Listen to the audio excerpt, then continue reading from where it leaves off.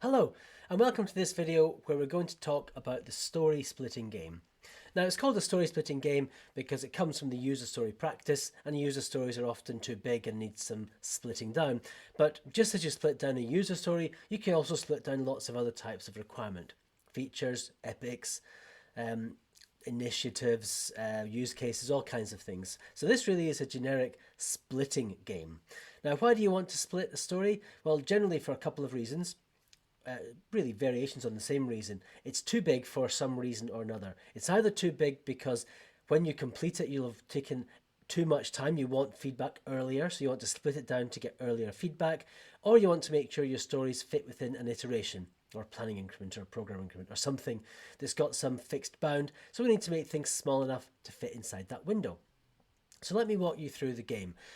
It's based on some ideas from Mike Cohn and from Jeff Patton. So there's two different approaches we can take to splitting stories, and they broadly work the same way. We start with a story, and then we use different lenses to give us ideas and some impetus, some suggestions for different ways that we could split that story. As always, we've got the description of the game at the top. We've got the how do we do it, and we've got some hints and tips for how you can make it more effective with your team. So going back to the overview, the first technique I want to talk you through, and we'll not go through this in a lot of detail because the point of the game is that you work the detail out for yourself, but it's the spider approach to splitting stories. And spider is an acronym. The S stands for spikes, although interestingly it's at the start. Spikes are really the last thing we would try if we haven't found a way to split our stories. The P is the paths, the different paths through the story. That might give us ideas for splitting it.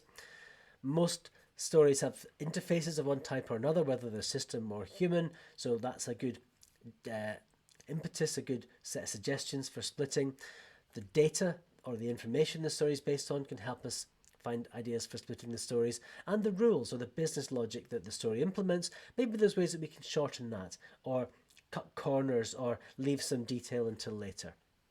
So the way that the game works is the object is to find as many ways to split our story as possible. So we start by getting our story.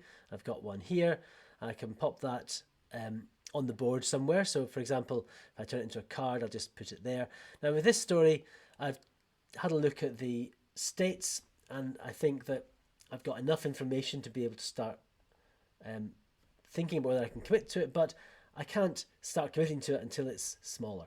And really, what I'm actually going to do is create new product goals and then commit to them one by one. What I do have, though, is a description of my story itself in the card here. So I'm going to leave that on the right-hand side. This is a nice feature of the product where I can have a reminder of what I'm thinking about on the side there. And just to check that I don't forget it, what I can also do is just drag that onto each of these splitting strategies so that I've always got that at my fingertips if the browser window changes and I need to go and recall it. So I can pop that down there like that. So the idea then is I start somewhere. I say, great, how do I split my AI feedback summarization? This story is about an organization that sells products. People review those products. They want to add some AI summarization into their review pages.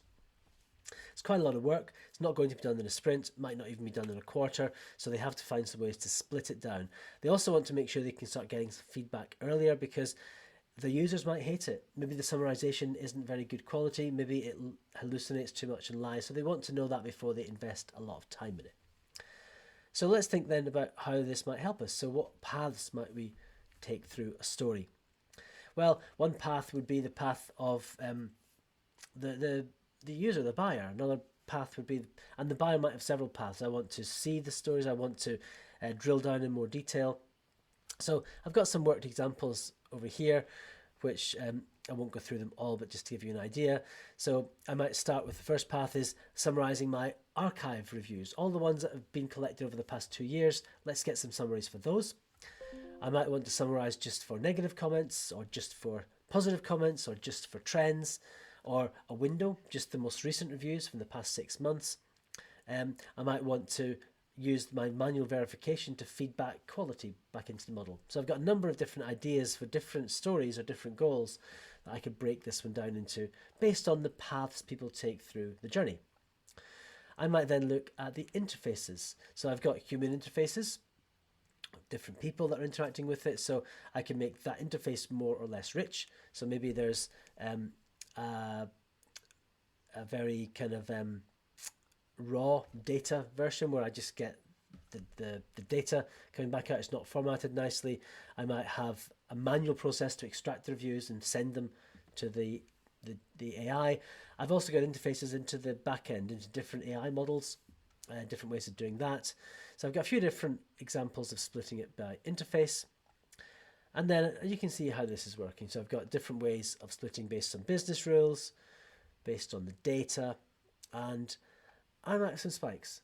I might have spikes around the technology, the actual integration of my product with the AI APIs. Maybe there's a command line driven walking skeleton, which is all very, text based, not great for customers, but okay to test my architecture and test my data flow, and so on. So that's the spider model, and you can see just with that relatively simple example, and for each of these different perspectives, I could probably have generated 10 or 15 more examples if I'd spent a bit longer. It gives us a whole lot of options that we can then decide what to do with. Group them, dedupe, revise, prioritize. So what about the second path? And this is the one from Jeff Patton, and it's called Good, Better, Best. And it's a way to split the story into lots of smaller stories, at least one in each of these three categories. It's good enough for now. Get some feedback, test it out, get people using it. It could be better, some additional value. And finally, what's the best thing it could be? And the thing to remember with this one is, and the same with the other one actually, is all the things you split out. This isn't a work breakdown structure. These aren't things that must happen for your overall goal to be met. They're just ways of splitting the story, and they're just options. So go mad, go crazy, come up with wild imaginative things. You don't have to implement them. At this point, everything here is just an option. So with that same story, how do we turn that into some good, better, best options? So maybe for the good enough, I do it all myself. I just export the data, I send it to ChatGPT, and I produce a summary, and I update the web page with that summary, and I go through that process every week. So you'll see this story is a bit similar to one of the ones we had before. So with both of these techniques, you don't have to do them both. And even if you do, getting duplicate answers is no bad thing. I might have a marketer view. I want to see a summary for just one product, not the rest, just my most popular one, or the one that I'm struggling with marketing most. I might just want to see what people like, just see what they don't like. I might want to test the accuracy of the summary. So I want to make sure that it's not giving me false information from my reviews. What's better than that? What's better is maybe trends. I might want to see trends of what other buyers say about the product so that I can make a more informed decision if I'm a buyer. As a web developer, I might want to see some API access. Maybe I want to add a spell check. As a marketer, I might want to see just the most recent ones. And then for the best possible one, and we could spend here all day coming up with ideas for this, maybe I might want to have a lot more control over which reviews are included. I only want to see summaries of the reviews for the current version of the product, for example. I might want to be able to ask questions of it as a buyer. What do reviewers think about the durability? What do people think about the value? And I might want to see outliers and all sorts of things. So again, you can see that in a very short time, you could use these three lenses, good enough for now, better, best, to really stimulate ideas, stimulate creativity. Once you apply lots of collaboration techniques to this, then you can start to see how you can get a lot of really valuable ideas, lots of options from which to do some analysis, do some grouping, do some prioritization, and then you can get started on working towards that goal with smaller goals, smaller stories that can give you faster feedback and give you quicker results.